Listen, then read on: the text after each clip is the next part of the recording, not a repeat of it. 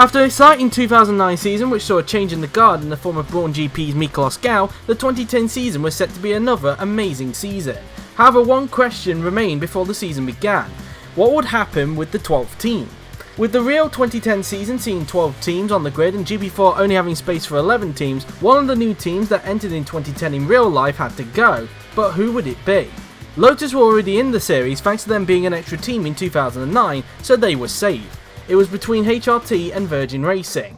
In the end, Virgin Racing got the nod, and they have been in the series ever since, even with their current name Manor, until we reach the 2020 season when they pull out due to 2021 seeing the fantasy car performances. However, what many people may not know or have forgotten about is that HRT, who ended up getting the chop, did make a brief appearance in GP4OC. In the first 2 days of the 2010 preseason test at Barcelona, HRT made an appearance supplying 2 cars to 2 current test drivers at the time. These were Renz Jans and Mario Rossi, who was the test driver for Ferrari.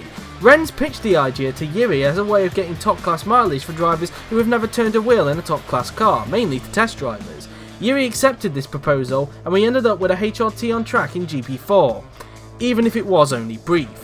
From day 3 onwards, Virgin made their GP4OC debut, whilst Renz and Mario made an appearance on day 4, but this time for the teams they were doing testing duties with.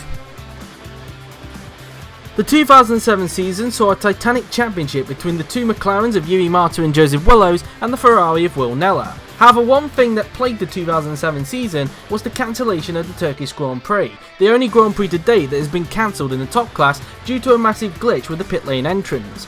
However, what people may not know is the fact that the race did actually have a result. 10 drivers ended up finishing, however the winner of the race is the only statistic we know. The winner of that race was the Ferrari of Felix Sonntag, which would have been his second win of the season after winning the European Grand Prix at the Nürburgring. However, the race did not count towards the final championship standings and was officially written as a cancelled event due to Az, who was hosting the OC at the time, feeling that it wasn't fair given the glitch had a massive impact on the standings. Had the race stood, who knows what would have happened in the championship standings in the end? Would Yuri Marta still be the champion? Would Joseph Willows be a 3-time champion? Or would Will Nella be leaving the top class at the end of 2017 as a 2-time champion rather than a 1-time? It will probably remain a mystery, but who knows, eh? Who knows?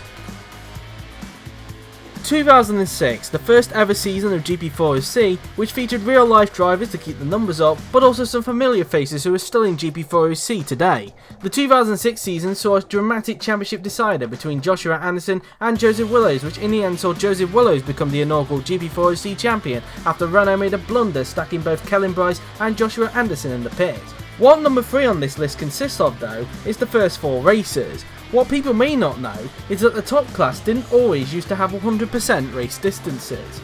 The first 4 races saw the top class use 60% race distances instead, a bit like what GP2 uses now, with 1 stops only being prominent in the race. Luckily, this only happened briefly in GP4OC, as from the European Grand Prix onwards, which was at the Nürburgring, the races were 100% race distance. I think it is fair to say that since then, GP4OC has produced some great racing with this race distance.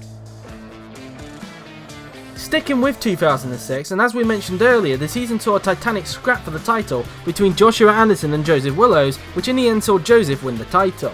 The season consisted of 18 races that ran in the real-life 2006 Formula 1 season.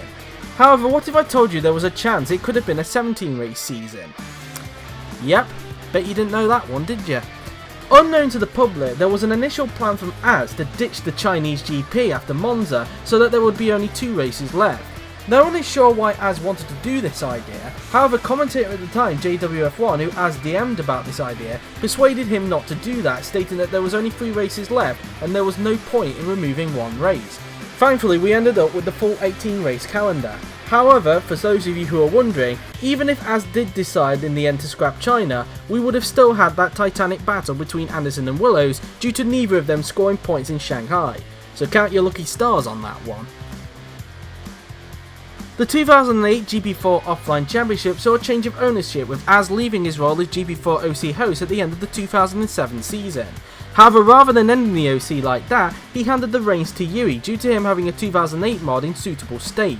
Yuri took over the series, and since then GP4OC has gotten even bigger, with 4 more tiers coming into prominence thanks to GP2, DTM, Formula E and BTCC, and 2 other hosts which are Dioka and JWF1. However, as Yuri knows often too well, mistakes do happen. On the day the 2008 lineup got announced, people would have seen something that when come pre-season testing, which was introduced to GP4OC at the beginning of 2008, changed dramatically without any explanation. Until now. Sort of.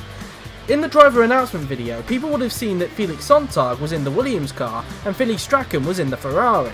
Initially, this would have been a big move. However, Felix sensed in the comments section that something wasn't right. So he did some digging, and it turned out that Yuri had made a huge mistake.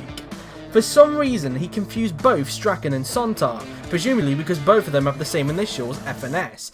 Yuri realised this mistake, and by the time the first ever pre-season test went live on YouTube, the mistake was corrected, with Felix now in the Ferrari and Finlay in the Williams.